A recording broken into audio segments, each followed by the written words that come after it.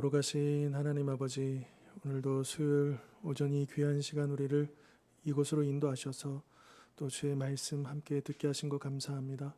주님의 말씀이 우리의 영혼을 살리고 우리의 삶을 변화시킬 줄 믿습니다. 능력의 말씀, 소망의 말씀, 또 우리가 가슴에 담고 또 그 말씀대로 살아내어 귀한 열매 거두는 우리 모든 성도님들 될 수 있도록 축복하여 주시옵소서. 오늘도 마칠 때까지 함께해 주실 것을 믿사옵고 거룩하신 예수 그리스도 이름으로 기도하옵나이다. 아멘. 찬송가 327장입니다.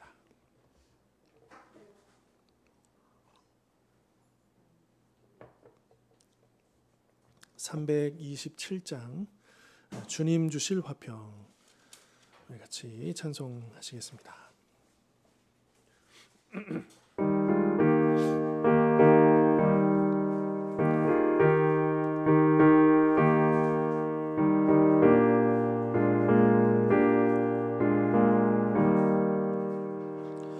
주님 주실 화평 믿음 얻기 위해 너는 정성껏 기도했나. 주의 제단 앞에 모두 바치기 전 복을 받을 주 생각나라. 주의 제단에 잔제사 드린 후에 주의 마음을 주장하니 주의 뜻을 따라 그와 동행하면 영생 복락을 누리겠네. 주의 밝은 빛에 항상 활동하며 선한 사업을 힘쓰겠다. 자유 얻으려면 주의 뜻을 따라 너의 모든 것 희생하라. 주의 제단에 산제사 드린 후에 주의 마음을 주장하니 주의 뜻을 따라 그와 동행하면 영생 복락을 누리겠네. 주의 제단 앞에 모두 바친 후에 주와 온전히 사귀겠네. 주님 주신 기쁨 또한 그의 사랑 어찌 말로나 영영하랴. 주의 제단에 산제사 드린 후에 주의 마음을 주장하니 주의 뜻을 따라 그와 동행하면 영생 복락을 누리겠네. 아멘. 우리 이어서 330장입니다. 330장 어두운 밤 쉬되리니 계속해서 찬송하시겠습니다.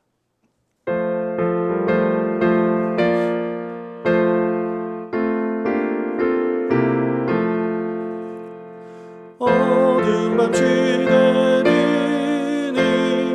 내 직분 지켜서 잔이슬 맺힐 때에 일찍 일어나 애도는 아침부터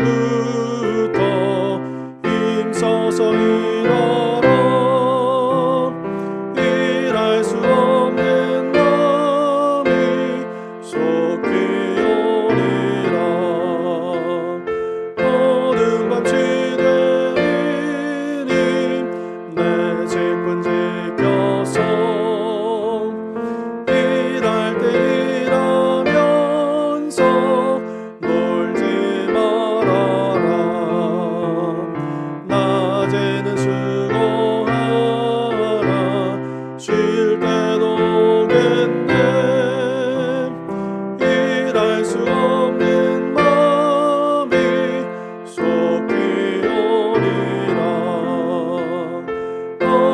밤시 되리니 내 채권 지켜서 지는 해 비긴 곁에 힘써 일하고 그 빛이 닿아여서 어둡게 되어도 알 수만 있는 대로 힘써 일하라. 아멘.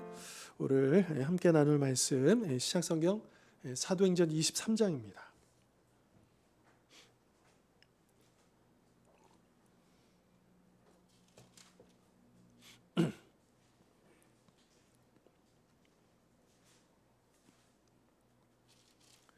(23장) 1절부터 10절까지 말씀. 제가 가진 성경 신약 228면입니다. 23장 1절부터 10절까지 말씀 이제 한 절씩 교독하시겠습니다. 바울이 공회를 주목하여 이르되 여러분 형제들아 오늘까지 나는 범사의 양심을 따라 하나님을 섬겨노라 하거늘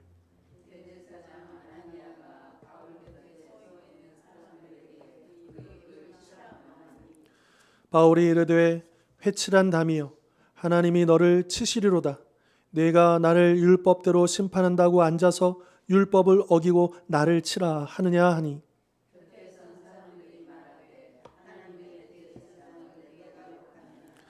바울이 이르되 형제들아 나는 그가 대제사장인 줄 알지 못하였노라. 기록하였으되 너의 백성의 관리를 비방하지 말라 하였느니라 하더라.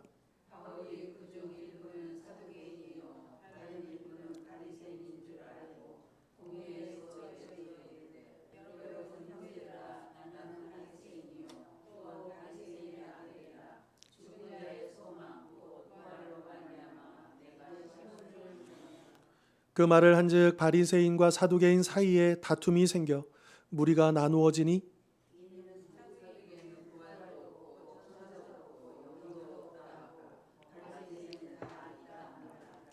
그게 떠들새 바리새인 편에서 몇 서기관이 일어나 다투어 이르되 우리가 이 사람을 보니 악한 것이 없도다. 혹 영이나 혹 천사가 그에게 말하였으면 어찌 하겠느냐 하여 천부장은 바울이 그들에게 찢겨질까 하여 군인을 명하여 내려가 무리 가운데서 빼앗아 가지고 영내로 들어가라 하니라. 아멘. 자, 이 사도 바울 이제 23장에서 이제 그 앞에 보면 이제 22장에서 그런 일이 있었죠. 그러니까 예루살렘에 도착한 직후에 예상했던 대로 소동이 일어나고 그리고 이제 로마 군대 영내로 이제 체포가 됩니다. 구금이 되는 거죠.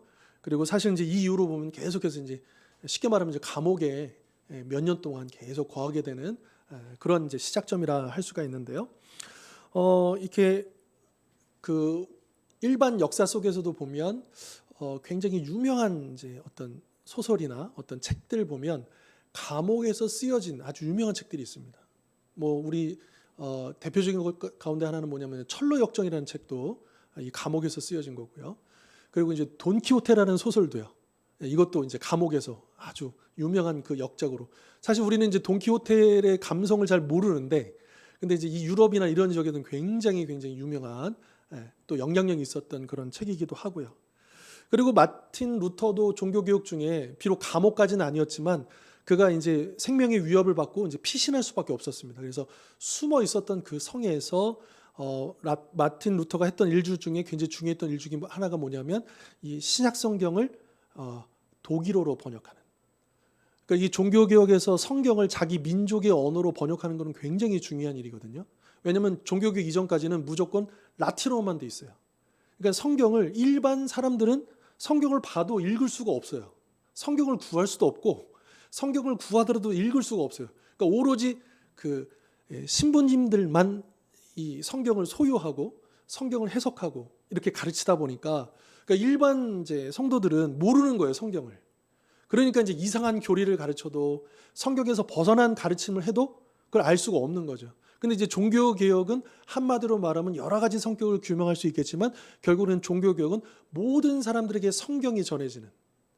그래서 그 마침 거기가 이 종교 개혁이 있었던 그 같은 무렵에 문해부흥 운동이라고 해가지고 원전들, 그러니까 여기는 이제 신약 성경이나 이런 성경들도 다 포함해서 원전들이 그것을 이제 다시 관심을 갖게 되는 그 문해부흥이 일어나고 동시에 불을 지폈던 게 뭐냐면 인쇄술이 획기적으로 발달하면서 폭발적으로 이 성경 번역된 것이 이제 모든 지역으로 퍼지게 되면서 그래서 이제 이 종교 교육자들이 이 성경을 근거로 가르쳤던 것들이 이제 더 힘을 받게 되고 그러면서 이제 종교개혁이 완성이 되는 그런 중요한 계기도 바로 이제 감옥과 같은 어떤 숨어 있는 곳에서 또 마틴 루터가 그런 일들을 했다라고 하는 거죠. 그러니까 사실 우리 하나님의 백성이 있어서 역사상 또 성경상에서 보면 이 감옥이라고 하는 것, 갇혀 있는 곳이라고는 결코 낯선 곳이 아니다. 아주 친숙한 곳이다. 우리가 이렇게 말할 수 있고요. 성경상에도 보면 애굽 감옥에 누가 갇혔습니까? 요셉이 갇혔잖아요. 그죠? 그리고 다니엘은 이제 사자굴, 거기도 감옥이죠. 사자굴에 던져지기도 했고요. 그리고 신약으로 넘어오면 세례 요한도 헤롯 그 궁전의 감옥에 갇혀 있었다가 이제 나중에 그렇게 이제 순교 당하잖아요. 그리고 사도 요한도 반모섬에 유배를 당한 거죠. 거기 관광하러 간 게 아니고 피신하러 간 게 아니라 체포를 당했다가 물론 이건 전승입니다. 이제 그 어떤 형벌을 받았는데 죽지 않고 살아남아 가지고 이 반모섬에 보내졌다라는 전승이 있습니다. 성경상에는 없지만 아무튼 이 반모섬으로 유배를 당해서 또 그렇게 어려움 중에도 또 요한계시록을 기록하게 되는 그런 은혜가 있었다라고 하는 것이고요. 그리고 이제 오늘 본문 이 바울도 그러한 사람 중에 하나다라고 하는 거죠. 바울 같은 경우도 뭐 대표적인 예로 들자면 이제 옥중서신 같은 경우도 사도 바울이 감옥 안에서 기록한 편지이지 않습니까? 그러니까 그런 뭐 일반 역사로 보나 우리 구속의 역사로 보나 이 감옥이라고 하는 핍박이라고 하는 어려움이라고 하는 그 고난 한복판에서 놀라운 하나님의 역사가 이루어지는 그런 현장이었다라고 하는 것을 우리가 염두하면서 우리가 오늘 이 본문을 볼 수가 있었으면 좋겠습니다. 자, 아까도 잠깐 언급을 했지만 22장에서 바울이 체포가 되고 소동이 막 일어나니까 이 질서 유지를 위해서 로마 군대가 출동했잖아요. 그래서 아무튼 이제 이 바울을 끌어다가 이제 분리를 시키고 신문을 하는데 막 채찍질 하려고 하는데 바울이 자기가 로마 시민인 거를 밝히잖아요. 그러면서 천부장도 어떻게 할지는 못하고 일단 구금 상태에 있다가 이 천부장이 자기가 어떻게 할 수 없으니까 22장 30절 보시면 이렇게 합니다. 바울을 구금한 그 다음 날 이튿날 천부장은 유대인들이 무슨 일로 그를 고발하는지 진상을 알고자 하여 그 결박을 풀고 명하여 제사장들과 온 공회를 모으고 바울을 데리고 내려가서 그들 앞에 세우니라. 공회를 소집한 거예요. 여기서 말하는 공회는 우리가 많이 들어봤던 산헤드린 공회입니다. 총 71명이에요. 의장은 그 대제사장이고요. 나머지 70명이 제사장들도 있고 또 바리새인들도 있고 주로 이제 제사장들이 많았다고 합니다. 아무튼 이 70명의 의회이면서 또 실질적으로 이 유대 사회를 어떤 다스렸던 권력 기구이기도 하고요. 그래서 이 공회에 이제 바울이 서게 되는 거죠. 재판을 받게 됐다라고 하는 겁니다. 그래서 오늘 그 23장 1절에 보면 바울이 그래서 이제 공회에 서게 되는 장면을 우리가 보았죠. 자, 공회에 서가지고 1절에 보면 사도 바울이 첫 말이 뭐냐? 여러분 형제들아, 오늘까지 나는 범사의 양심을 따라 하나님을 섬겨노라. 이게 이제 첫 마디였어요. 근데 이게 뒤집어 보면 자 보십시오. 이 제사장들과 이 유대 종교 지도자들하고 바울하고 지금 대립돼 있잖아요. 근데 바울이 뭐라고 하냐면 나는 하나님을 양심껏 섬겼다라는 거예요. 그럼 뒤집어 보면 뭐예요? 이 유대 지도자들은 무엇하는 거예요? 양심껏 섬기지 않은 게 되는 거잖아요. 그죠? 그러니까 이 사람들이 바울을 인정하는 순간 유대 종교 지도자들은 반대편에 있기 때문에 그러니까 이거는 그냥 바울이 그냥 하는 얘기가 아니고 굉장히 전략적인 이야기인 겁니다. 물론 이것은 바울의 진심이고 또 사실이기도 하죠. 바울이 그렇게 하나님을 진실되게 섬겼다, 양심을 따라 섬겼다라고 그렇게 선포를 하면서 나오니까 그래서 2절에 반응이 나오는 거예요. 금방 알죠. 이 대제사장 아나니아가 그 말을 딱 듣자마자 이 사람들 입장에서는 이제 공격받는다 생각했겠죠. 그래서 어떻게 합니까? 바울 곁에 서 있는 사람들에게 그 입을 치라고 그렇게 명령을 내렸다라고 하는 거죠. 자, 이렇게 명령을 내리니까 3절에서 이제 바울이 뭐라고 하냐면 이 대제사장에게 회칠한 담이여 하나님이 너를 어떻게 하시겠다? 치시리로다. 이렇게 얘기합니다. 물론 4절에 보면 이어에 보면 이제 바울이 그가 대제사장인 것을 몰랐다라고 얘기합니다. 그런데 참 흥미롭게도요. 이게 예언이 됩니다.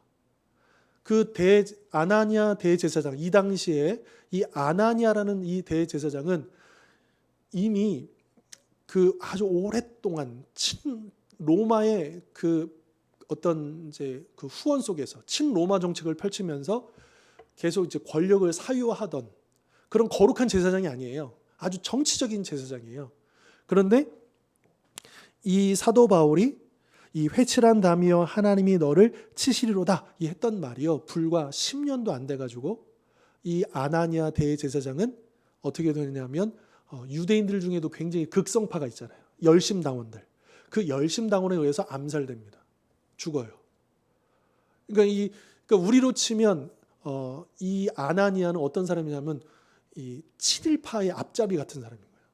그러니까 이 유대인들의 입장에서는 이 로마의 어떤 이것들을 받아들이면서 자기 권력을 지키기 위해서 로마와 손잡고 그리고 유대인들에게 온전한 하나님의 말씀의 진리를 가르치는 사람이 아니고 그냥 그 종교적인 권력을 가지고 그 이스라엘 백성들을 억압했던 그런 사람이었거든요.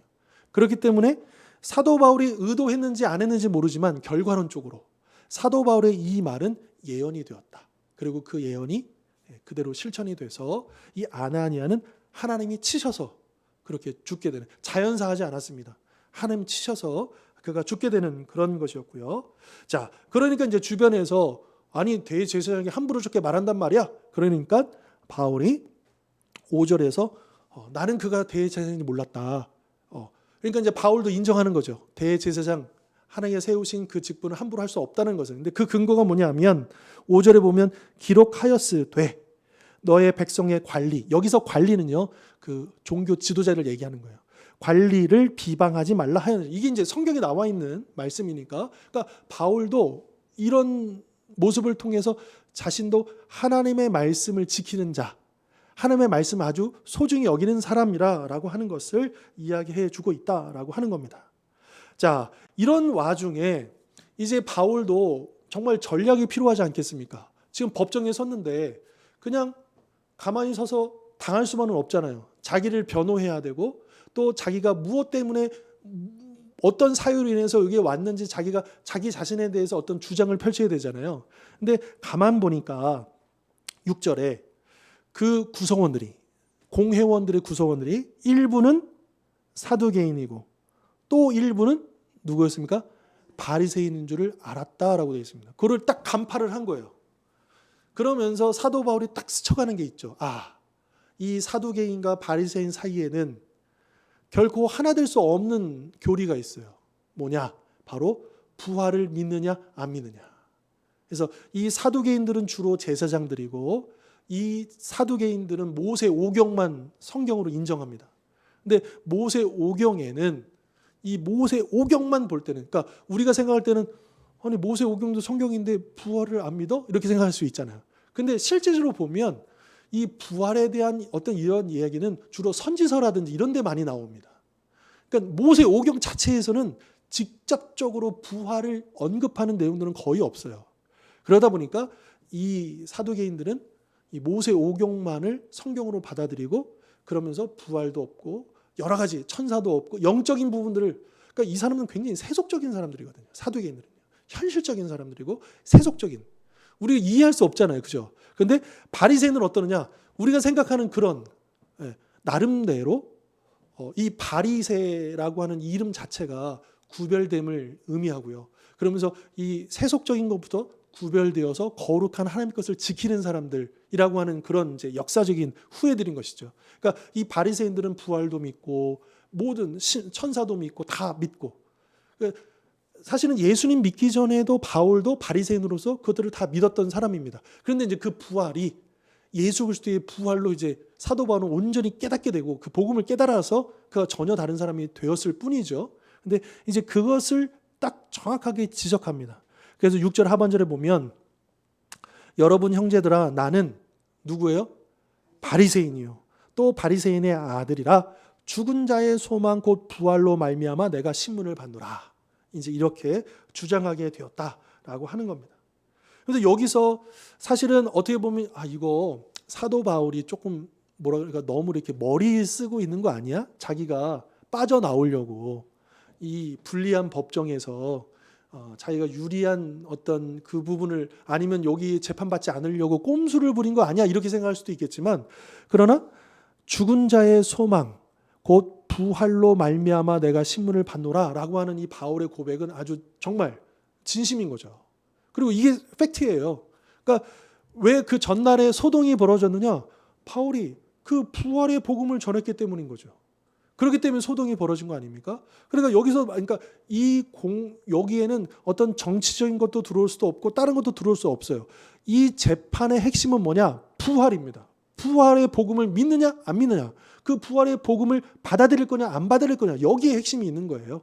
그러니까 이런 부분에서 바울은 진실을 얘기했고 또 그 진실이 또 이때 이 산헤드린 공회가 어떻게 되느냐. 7절 사도 바울이 그 말을 하자 바리새인 사두개인이 다툼이 생기면서 변론이 일어납니다. 서로 막. 그러니까 이제 초점이 바울에게 딱 있다가 바울이 부활의 복음을 딱 믿는다고 고백하니까 갑자기 포커스가 어디로 가요? 이제 바리새인과 사두개인 사이의 논쟁으로 이렇게 옮겨가게 되는 거죠. 그러면서 누군가 바리새인 중에 한 사람이 딱 변론을 통해 가지고 야 보니까 바울은 아무런 죄가 없어. 우리처럼 부활을 믿는 사람이야. 이러면서 이제 막 난장판이 되고, 그래서 결국에는 이 로마 천부장이 로마 시민인 바울을 보호해야 되잖아요.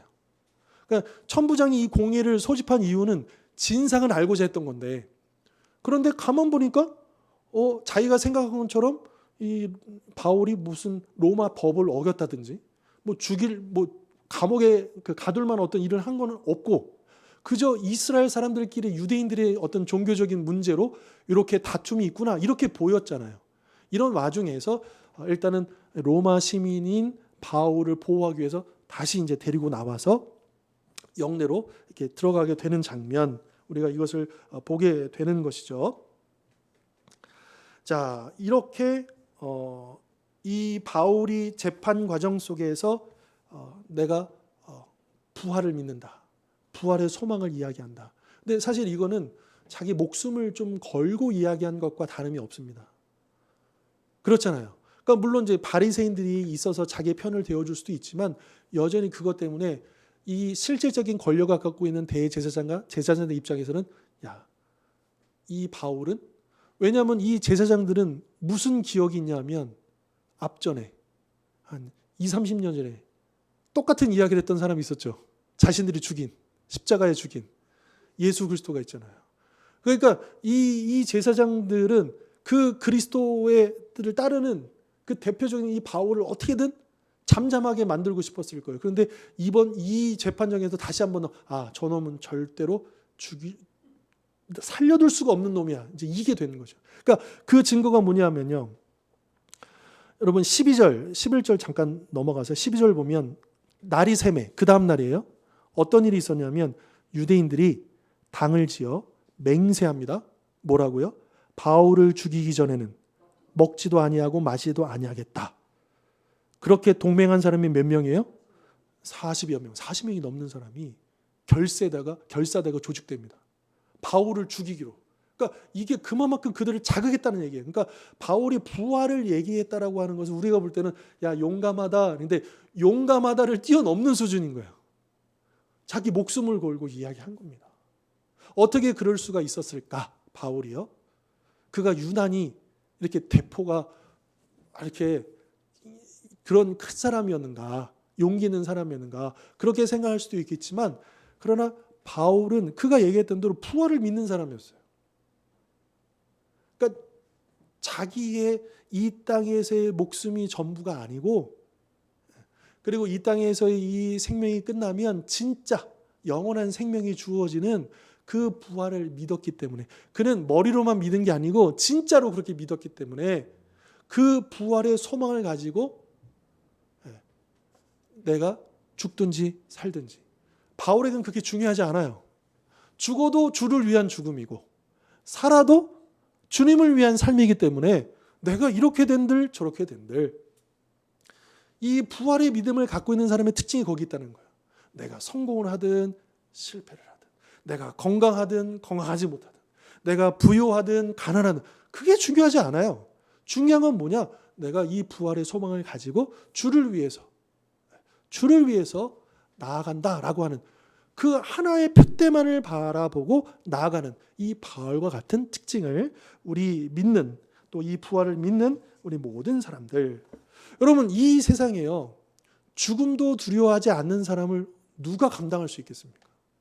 그래서 이 그리스도인들을 뭐라 그래요? 이 세상이 감당할 수 없는 사람들이라고 평가를 받았잖아요. 초대교회 성도들이. 그래서 그 우리로 치면 예수쟁이라는 의미처럼 저 사람들은 그리스도인이야, 그리스도쟁이야. 그런데 그들을 어때요? 세상이 감당할 수 없었다라고 히브리서는 얘기하고 있잖아요. 왜요? 그러니까 진짜 죽어도 좋다는 사람을 누가 이길 수 있겠습니까? 그렇잖아요. 그러면 오늘날 우리는 어떤가? 정말 목숨을 걸고 우리가 예수님을 믿고 또 그 복음을 전하고 있는가? 왜 우리 믿는 사람들이, 특별히 우리 한국 교회가 왜 이렇게 힘을 잃어버렸을까? 또 생각해 보면 정말 목숨 걸고 예수님 믿는 그 믿음이 약해진 것은 아니겠는가? 안 믿는다는 건 아니에요. 안 믿는다는 건 아닌데 목숨 걸고 믿지는 않는 거죠. 그것이 어쩌면 우리 한국 교회가 능력을 잃어버리고 힘을 잃어버리고 그렇게 자꾸만 이 세상에서 위축되고 또 뒤로 물러서고 있는 것은 아닌가라고 하는 생각도 들어집니다. 여러분 모든 면에 있어서 이 초대교회보다도 우리 한국교회의 상황이 훨씬 좋잖아요. 환경이 훨씬 좋잖아요. 여러분 우리 예전에 더 성도들이 숫자가 적고 더 가난했던 시절, 그때가 훨씬 더 능력이 있었다는 생각 들지 않으십니까? 그렇죠? 네. 그때는 정말 절박했거든요. 그잖아요. 절박했고, 그리고 정말 그렇게 간절하게 절박하게 또 목숨 걸고 예수님을 믿었던, 여러분 이단들이 왜 무서워요? 그들은 진짜 자기 전 재산 걸고, 비록 그들은 잘못된 믿음이지만요, 우리가 무시 못하는 게 뭐냐면 그들은 자기 인생을 걸고 그 잘못된 믿음을 전해요. 그들을 막을 수가 없어요.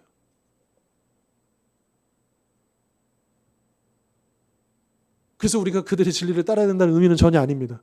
그러나 우리가 그들의 모습을 보면서 우리가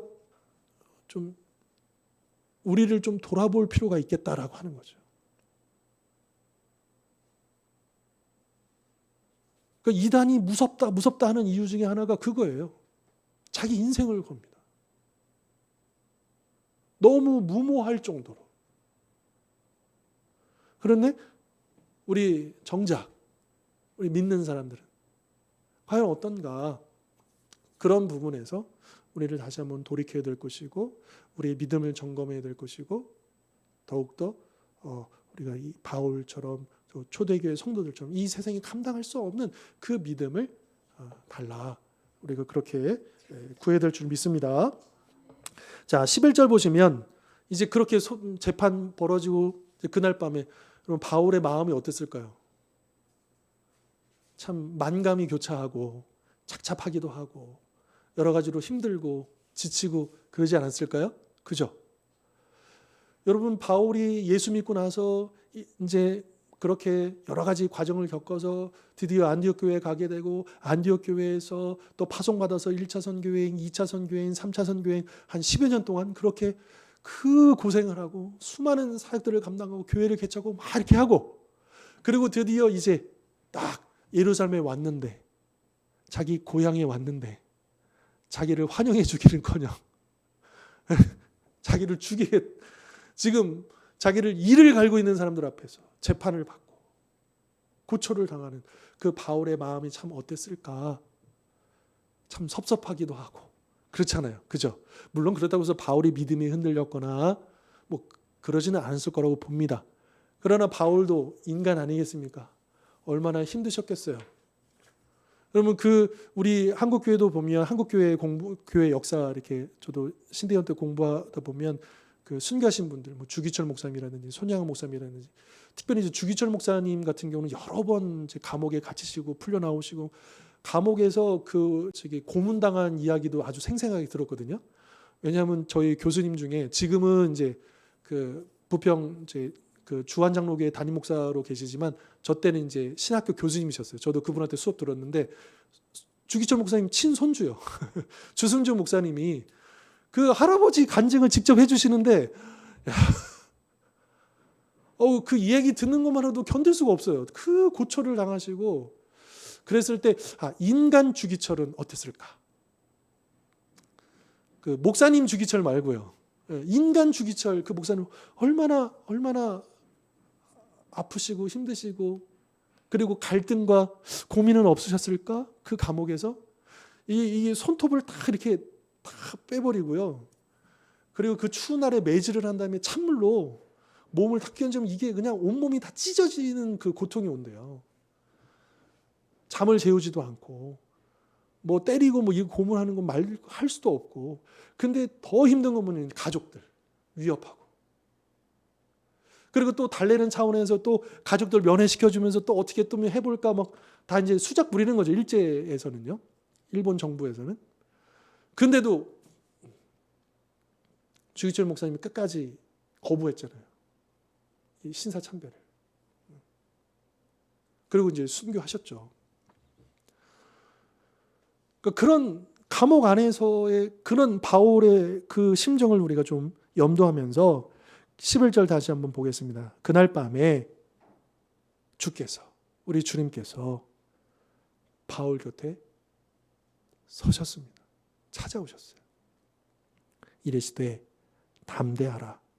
너가 예루살렘에서 나의 일을 증언한 것 같이. 그렇죠. 지금 예루살렘에 와서 예수 그리스도의 부활을 증언했죠. 그런 것처럼 로마에서도 증언하여야 하리라. 여러분 이 주님의 그 음성을 들었을 때 사도 바울이 어땠을까요? 마음이. 이 세상 그 어떤 위로하고는 비교할 수 없는 위로가 되고 힘이 나고 그렇지. 나는 사명이 있지. 아직 죽을 때가 아니야. 이 말씀 보십시오. 지금 너가 예루살렘에서 증언한 것처럼 이제 로마에서도 증언할 일이 남아있어. 그러니까 죽는다는 거 안 죽는다는 거야. 아직 아니야. 주님이 격려. 아직 끝이 아니야.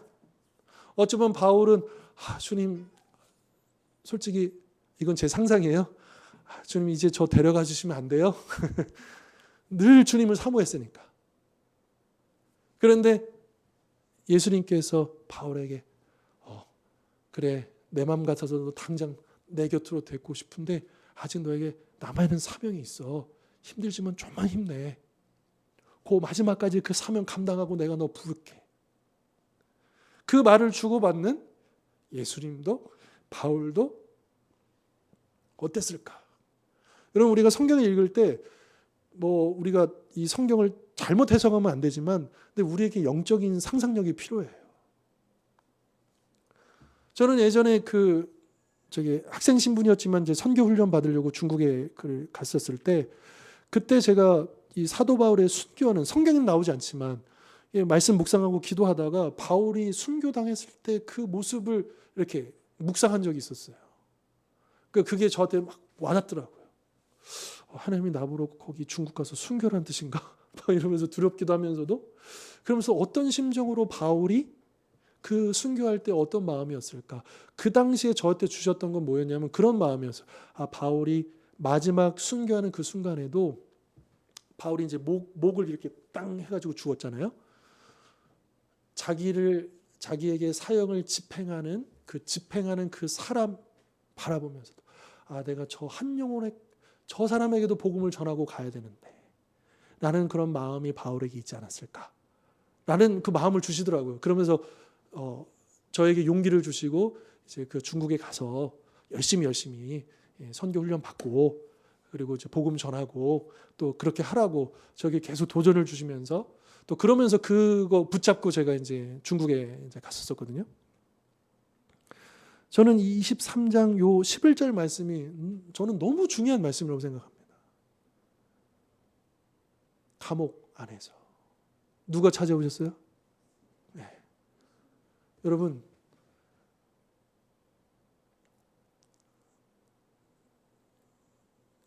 이 번영의 복음이라고 많이 들어보셨죠? 네. 믿는 대로 되고 꿈꾸는 대로 되고 우리가 믿으면 다 복받고, 일면 틀린 말은 아닐 수 있습니다. 우리가 예수 믿고 복받는 일들이 없는 게 아니니까요. 근데 그것은 우리가 추구해야 할 일이 아닙니다. 그렇잖아요. 우리 복받기 위해서 예수 믿는 거 아니잖아요. 그죠? 우리가 예수 믿는 이유가 물론 초신자였을 때 아무것도 몰랐을 때 그때야 모르겠어요. 하지만 이제 예수님 믿고 나서 믿음이 성장하고 했는데 아직까지도 여전히 거기에만 머물러 있으면 너무 어린 유치한 신앙 아니겠습니까? 그 번영 시간은 그런 거예요. 그 자체가 잘못됐다기보다도 아주 유치한 수준인 거예요. 그런데 정말로 예수님을 만나고 그 믿음이 성숙한 사람은 그거 관심이 없습니다. 번영의 복음이 아니라요, 고난의 복음이에요.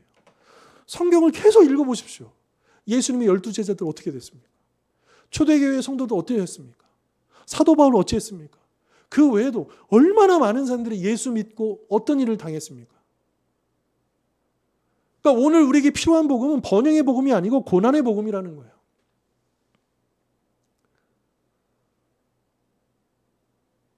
우리가 고난을 마치 믿음이 없으니까.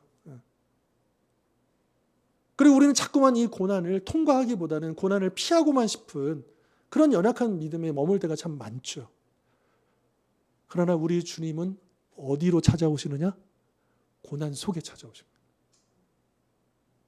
우리가 요리조리 고난을 피해갈 때 주님이 나를 찾아오시는 게 아니라 그 고난 한복판에 찾아오신다라고. 물론 주님은 늘 우리와 함께 계시죠. 한순간도 놓치지 아니하시고 우리를 지키시잖아요.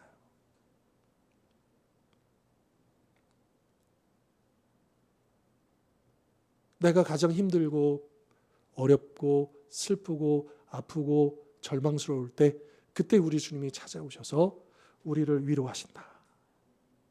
그게 우리에게 참된, 그러니까 주님의 그 임재를 우리가 그때에 경험할 때 우리가 살아나고 새 힘을 얻고 일어설 수 있다. 여러분, 이게 신앙 아니겠습니까? 이게 영혼을 살릴 수 있는 믿음이겠죠. 근데 이것이 없으면 그냥 왔다 갔다 하는 것 같아요. 예수님을 모르는 것도 아니지만 안 믿는 것도 아니지만 그렇다고 해서 뭐가 일어나는 것도 아니에요. 그냥 그러는 거죠. 우리 안에 확실한 그 고난 속에서 만난 주님에 대한 그 고백, 그것이 우리 안에 살아있어야 우리의 믿음도 살아있는 줄 믿습니다. 그리고 예수님께서 이 바울을 찾아오신 이 장면은요, 또 이런 면에서도 생각해 볼 수 있어요. 예수님은 누구보다도 바울의 상황을 아셔요. 왜? 예수님이 친히 이 산헤드린 공회에 억울한 재판을 받으셨죠. 불법 재판을 받으셨잖아요. 그렇죠? 우리의 주님은 우리의 그 모든 고난을 이미 그냥 내가 알아, 이게 아니고 진짜 아시는 분인 거예요. 내가 뭐가 힘들고 뭐가 아프고 뭐가 어려운지를 우리 주님은 진짜 아시는 거예요. 주님이 친히 그 고난을 당하셨기 때문에. 그것 자체로도 우리에게 위로가 될 것이다. 물론 우리 주변 사람들, 가족들, 여러 사람들 통해서 위로받고 뭐 이것도 해요. 그런데요, 저도 막 진짜 힘들고 어려울 때는 그 누가 위로의 말을 해줘도 그게 위로가 안 돼요. 고맙긴 한데 그게 그렇게 큰 위로가 안 돼요. 근데 그렇게 이렇게 너부러져 있다고 해야 될까? 막 이런 가운데서 기도하다가 갑자기 불현듯 우리 주님 내 마음을 만지실 때, 주님 그 음성을 들려주실 때, 그 말씀을 그때 막 눈물이 나오고, 그때에 이루어지는 그 회복과 위로는요, 어떻게 말할 수가 없어요. 이거는 우리 권사님들 다 경험하신 바일 거예요. 그죠? 우리가 진짜 그 위로를 받아야 돼요.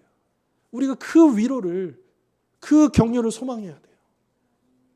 나 힘들고 어려운데 왜 날 안 봐주지? 왜 나를 돌봐주지 않지? 관심 가져주지 않지? 여러분, 그럴수록 우리 주님의 위로를 찾으십시오.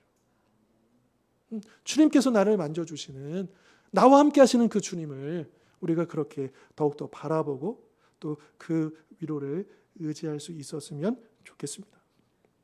주님은 바울의 곁에 계세요. 가까운 곳에. 저 멀리 계시는 게 아니고 그 가까이에 계셨다라고 하는 것이죠.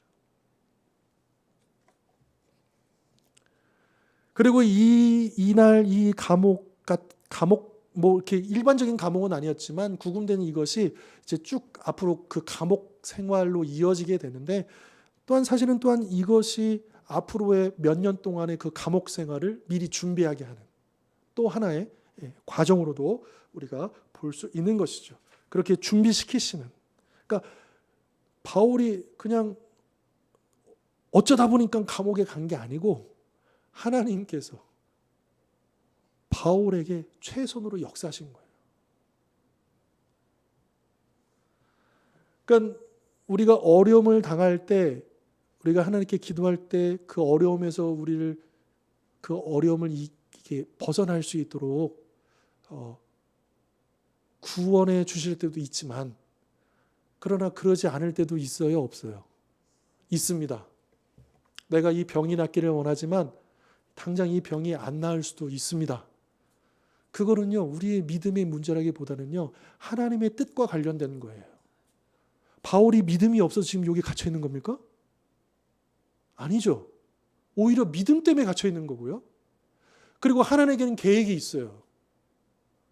바울을 로마에 세우고자 하시는 계획이 있어요.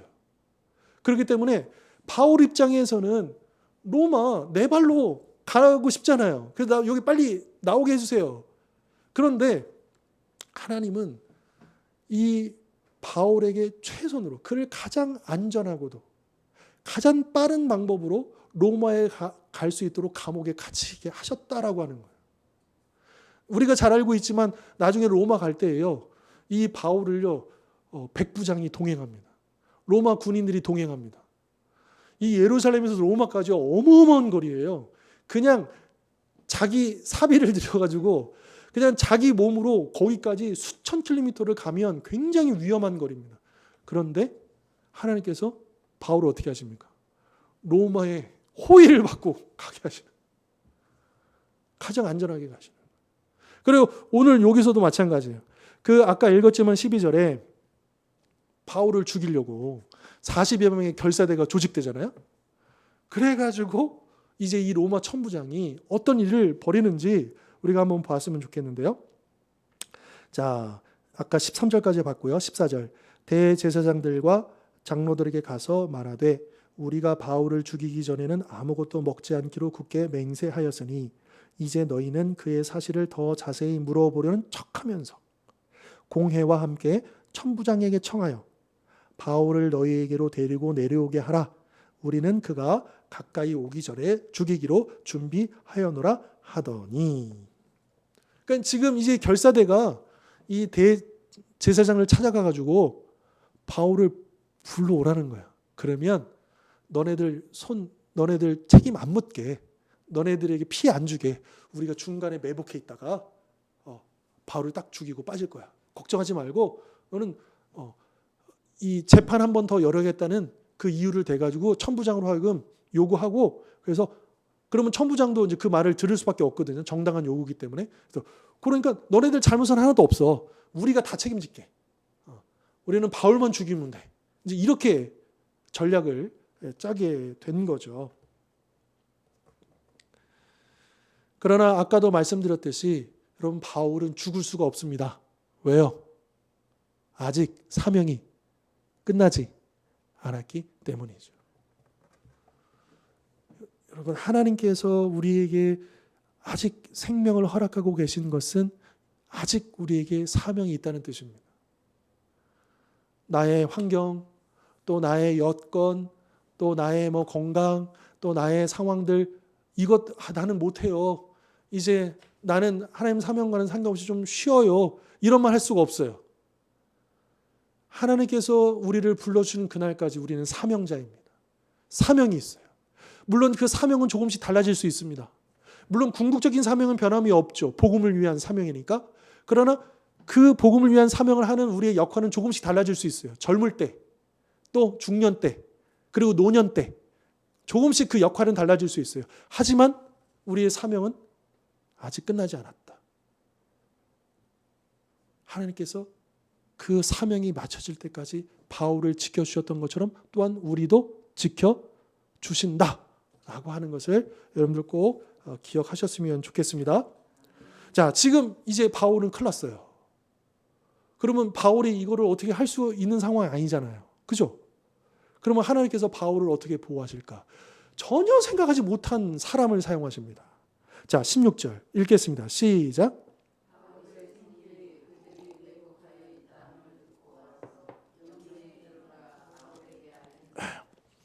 바울의 생질, 즉 조카죠. 갑자기 바울의 조카가 탁 튀어나옵니다. 예루살렘에 바울의 조카가 있었어? 물론 성경상으로는 얘기 안 해줍니다. 왜 지금 바울의 조카가 여기에서 등장하는지. 다만 짐작해 볼 수 있는 것은 바울도 저 다소라는 도시에서 태어나서 유학을 왔죠.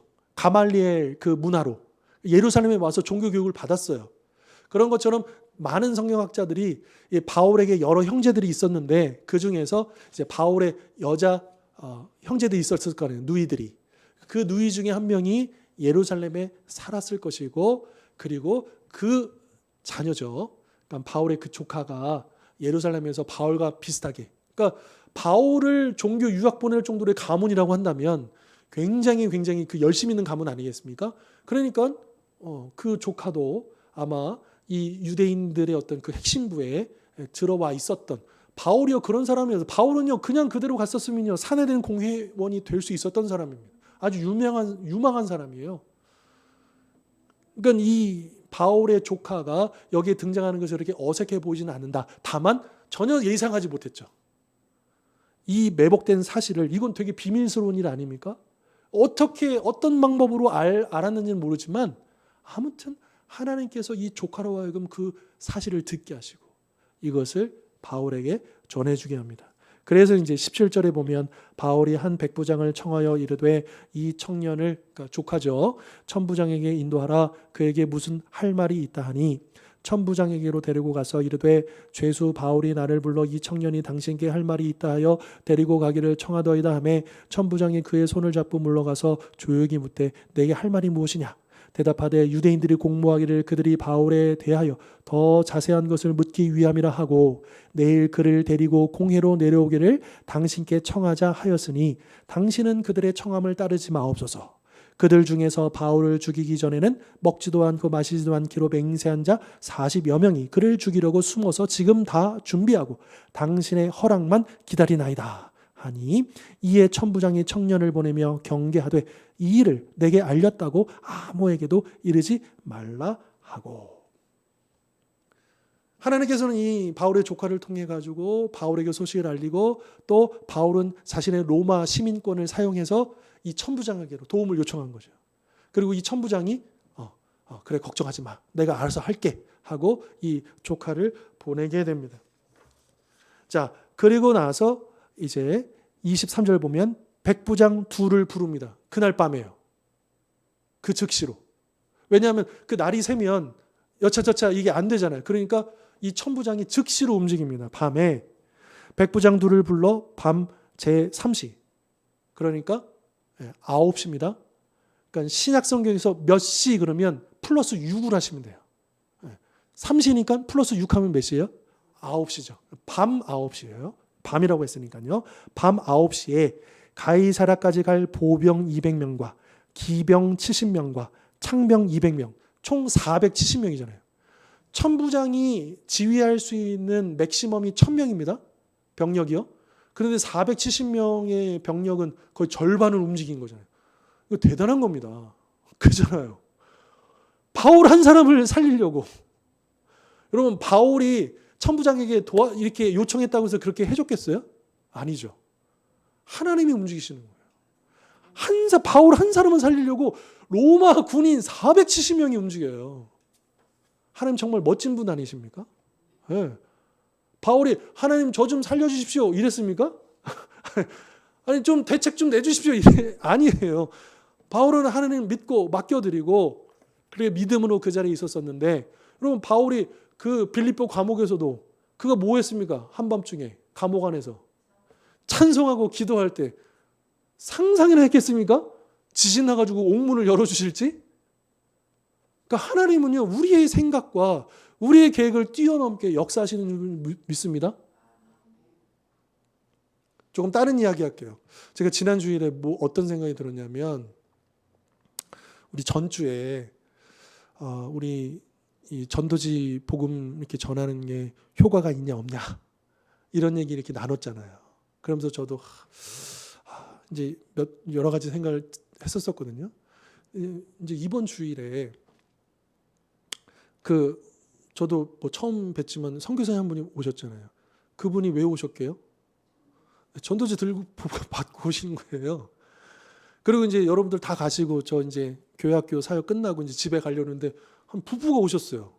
그래서 그 부부가 와가지고 우리 전도지를 들고 오셨어. 근데 이제 물론 이제 그분은 어떤 목적으로 왔냐면, 이 와이프 되시는 여자 집사님, 권사님인지는 잘 모르겠는데 이분은 아무튼 너무 전도하고 싶으신 분인가 봐. 그래서 전도지를 돌려주겠다는 대신 저희가 본 교회는 저기 강남에 있고, 그리고 이제 새벽 기도회는 여기 못 가니까 이제 오래전부터 여기 좋은 교회를 다니신대요. 그 좋은 교회 아래쪽 저쪽에 사시는 것 같아요, 집은. 그러니까 이제 거기서 조금 올라가면 되는 그 교회 하는데, 거기 좋은 교회에 이제 전도지가 다 떨어졌는데 목사님한테 이게 전도지가 없습니다 얘기했는데 전도지를 아직 안 만드신대요. 그러니까 또 본 교인도 아닌데 전도지 만들어 달라는 얘기를 하지는 못하겠고, 그래가지고 얼마 전에 이제 자기가 주일에 왔다 갔다 하는데 이 전도지를 자기가 받고 이 교회는 되게 열심히 복음 전하는 곳이구나 생각이 들었다는 거예요. 그래가지고 지난주에 오후에 저를 찾아오셨어요. 물론 여러분 그 있잖아요. 우리가 생각할 때는 우리가 원하는 사람은 왜 안 보내주시지? 그런 이제 생각도 아쉬움도 있지만 저는 그런 생각이 들었거든요. 우리가 어쩌면 저도 그렇고 우리도 그렇고 이거 효과가 없는 거 아니야? 이거 다른 방법 써야 되는 거 아니야? 이런 생각 잠깐 들었는데 하나님이 아니야. 그리고 또 그런 생각을 또 들었어요. 하나님, 그러니까 우리는요, 물론 그렇게 기도하는 건 전 틀렸다고 생각하지 않아요. 하나님 우리에게 일꾼 보내주십시오. 우리의 빈자리를 채워주십시오. 우리 당연히 그렇게 기도해야 되죠. 근데 하나님께서 우리에게 이렇게 말씀하시는 것 같아요. 너희들이 원하는 사람이 아니라 내가 원하는 사람을 보내도 너네들 맞이할 수 있겠어? 그런 준비가 되어 있어? 그리고 이제 또 한 명 이제 머리 짧은 친구 있었잖아요. 우리가 보통 생각하는 그런 사람 아니죠. 우리가 어떻게 보면 어떤 면에서는 원하는 사람 아닐 수도 있어요. 근데 하나님께서는 그 전주에 그런 일이 있었고 이번 주에 일주일 만에 갑자기 그렇게 하시면서 마치 저에게 그렇게 말씀하시는 것 같았어요. 하나님의 계획과 하나님의 생각을 우리의 경험과 이것으로 재단하지 말고 우리가 더 열과 함께 기도해야 되겠다.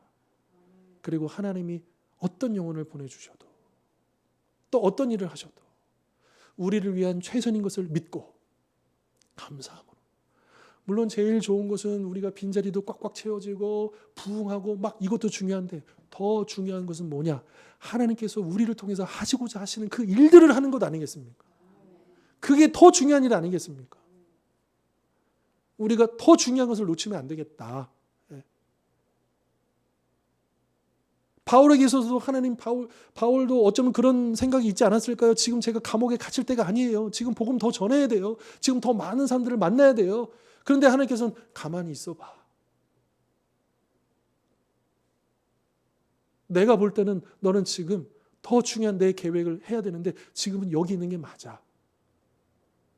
라고 하신 것은 아닐까. 그런 생각이 들어진다. 그래서 우리가 하나님은 우리의 생각을 뛰어넘으시고 하나님의 계획, 우리의 계획은 너무 다를 수 있구나. 하나님의 시간과 우리의 시간은 너무 다를 수 있구나. 그런 면에서 우리가 조급해하거나 불안해하거나 혹여라도 우리도 보는 가운데 하나님을 의심하지 말고 하나님 살아계시죠? 하나님 저는 그런 느낌도 받아요. 얼마든지 너네들한테 사람 보내줄 수 있는 하나님이야. 내가 왜 의심하냐. 정작 중요한 것을 보게 하셨어요. 저로 하여금. 그래서 기도할 때 다시 새롭게 기도하게 됩니다. 하나님 정말 우리의 빈자리도 채워주시고 그런 영혼도 보내주시지만 그러나 무엇보다도 우리가 그것을 놓치지 않게 해주십시오. 하나님 원하시는 그 일들을 놓치지 않고 그러니까 그날 오셨던 선교사님하고 잠깐 대화하면서 그분은 이제 아무 파송궤도 없이 그냥 자기 그냥 전 재산 털어가지고 그냥 평신도로 그냥 러시아에 간 거예요. 30년 전에. 그래서 거기서 막 그런 일들 나중에 이제 신학하셔서 목사가 되셨지만 근데 참 공교롭게도 알고 봤더니 그분도 예수님 만나기 전에 직업이 머리 짧으신 분이었더라고요. 그래서 그날 거기서 이거 우연이 아니잖아요. 그죠? 야, 하나님께서 이렇게 일하시는구나. 모르겠습니다. 그날 이제 왔던 그 청년이 저랑 약속하고 갔어요. 다음 주에 또 오기로. 그리고 이제 이번 주에 이제 이렇게 해가지고 잘 한번 살아보고 오기로 했는데 모르겠습니다. 그가 정말 진심이고 진실된 마음으로 여기에 왔다면 다음 주에 저는 올 거라고 믿고 또 우리가 물론 조금은 더 살펴볼 부분이 있고 그렇지만 그러나 정말 그 영혼을 위해서 우리가 기도하고 그에게도 새로운 삶이 필요하지 않겠습니까? 오죽하면 아무 연고도 없는데 일부러 여기 와가지고 뭔가 좀 해보고 싶은데 그렇게 왔는데 그 영혼을 보면서 우리가 이런 영혼들을 우리가 품을 수 없고 사랑할 수 없고 섬길 수 없다면 과연 누가 어떤 영혼을 우리가 섬길 수 있겠는가 라는 생각도 좀 들었습니다. 자, 아무튼 우리 본문으로 다시 돌아와서요. 자, 이렇게 하나님은 참 멋진 전혀 생각하지 못한 방법을 통해서 바울을 보호하시고 당신의 뜻을 이루어 가신다라고 하는 것이죠.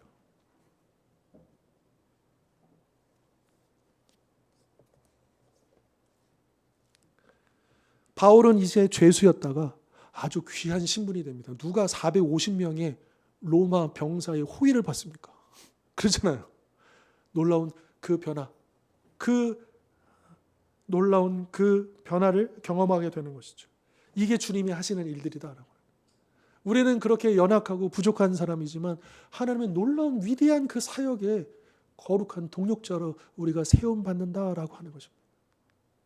물론 내가 하려고 하고 내 능력으로 하려고 한다면 감당할 수 없는 일들이지만 그러나 우리 주님이 나를 들어주시는 순간 나를 불러주시는 그때 나를 통하여 우리를 통하여 그 놀라운 우리는 상상도 할 수 없는 그런 일들을 이루실 줄 믿습니다. 우리가 계획하고 우리가 노력한 거 비교조차 할 수 없는 그런 열매를 거두게 하실 줄 믿습니다. 그런 우리 성도님들 또 그런 우리 주홍교회가 되실 수 있게 주님의 이름으로 축복합니다. 우리 이 시간에 같이 한번 기도하고 마무리했으면 좋겠는데요. 하나님, 우리에게 아직 사명이 남아있기에 또 우리에게 부활의 소망이 확고하기에 죽음도 두려워하지 않는 믿음을 갖게 하여 주십시오. 주님, 정말 목숨을 걸고 예수님을 믿었던 그때를 우리가 회복하기를 원합니다. 주님, 우리의 연약함에 갇혀서 또 우리의 한계에 주저앉아서 그렇게 낙심하고 절망하고 두려워하는 것이 아니라 위대하신 하나님을 바라보면서 그분의 손에 들림받은 우리 자신과 우리 교회를 통해서 이루어질 하나님의 꿈을, 또 하나님의 계획을, 또 하나님의 그 사역을 우리가 바라보면서 또 그렇게 쓰임받기를 간절히 기도했으면 좋겠습니다. 하나님, 우리를 위로해 주십시오. 사람의 위로가 아니라 주님이 나와 함께 하시는 그 위로를, 또 나에게 다시 한 번 더 용기 내라고, 힘내라고, 일어서라고 주시는 그 말씀을 붙잡고 일어설 수 있는 믿음도 더하여 주시옵소서. 우리 그렇게 1, 2부 정도 함께 기도하고 제가 마무리하도록 하겠습니다. 함께 기도하시겠습니다. 거룩하신 하나님 아버지, 하나님, 바울이 그 재판정 앞에 섰습니다. 어떤 심정이었습니까? 그 감옥 그곳에 갇혀있을 그 어떤 마음이었습니까? 하나님은 그를 찾아오셨습니다. 그를 위로하셨습니다.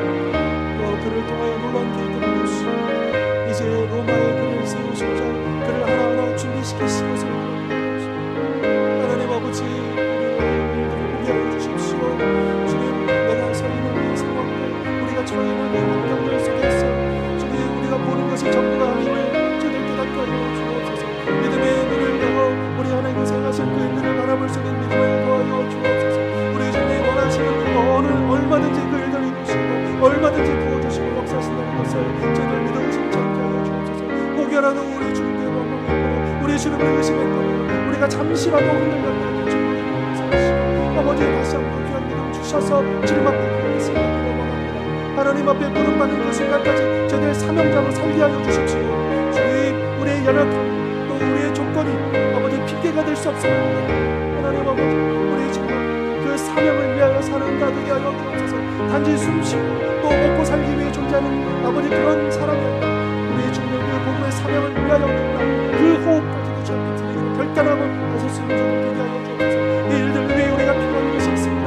주님, 이 복음의 사명을 감당하기 위해 우리가 정말 구하는 것들이 있습니다. 아버지 하나님, 주님의 영광을 위하여 그 모든 것들을 허락하여 주시고 또 우리가 구하지 못했던 것까지도 우리가 잘못 구한 것까지도 바로잡아 주시고 더 좋은 것들을 채워주시고 역사하시고 공급하시고 인도하여 주옵소서. 우리 성도들 통하여 우리 주원들을 통하여 그 복음의 역사, 성령의 역사, 그 은혜의 역사를 이루어 주시옵소서. 저 돌아서는 영광을 하시고 소망 주님 감사합니다.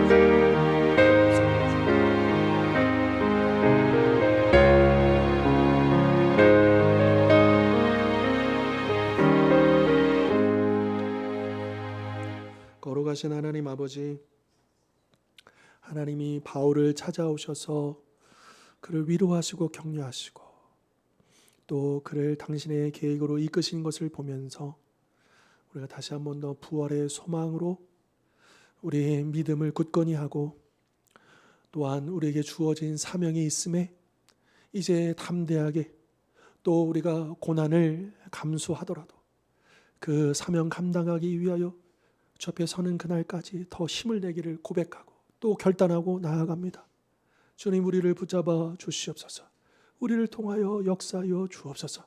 주님, 그 영혼이 주께로 돌아오기를, 그 영혼들을 살리기를, 또 그런 귀한 일에 우리가 쓰임받는 영광을 계속해서 늘어갈 수 있도록 인도하여 주시옵소서.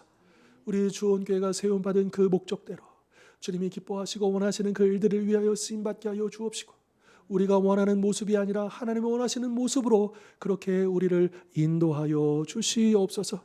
우리 성도들 더욱더 서로 격려하고 축복하고 힘을 내어서 하나가 되어서 오직 주님을 위하여 헌신하며 나아가는 우리 모든 성도님들, 우리 주원교회 될 수 있도록 축복하여 주시옵소서.